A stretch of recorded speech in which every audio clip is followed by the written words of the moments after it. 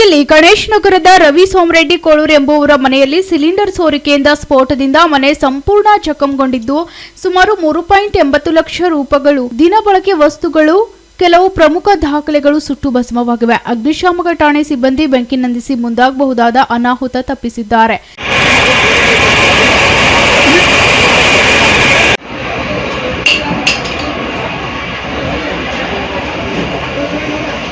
ಅಲ್ಲಿತ್ತು gas ಒಂದೇನದ ಇಲ್ಲಿತ್ತು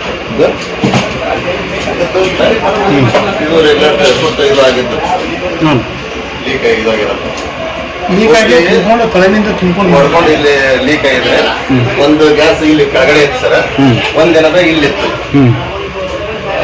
ಮೊದಲ gas ಎಲ್ಲ leak ಆಗಿ ಗ್ಯಾಸ್ ಆಗಿರೋದು, ಆದ್ರೆ ಸಿಲಿಂಡರ್ ಬ್ಲಾಸ್ಟ್ ಆಗಿಲ್ಲ ಸರ್.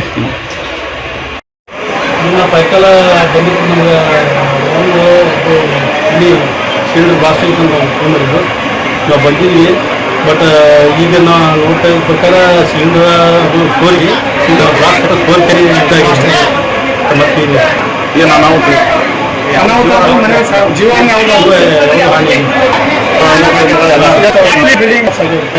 ಬಿಲ್ಡಿಂಗ್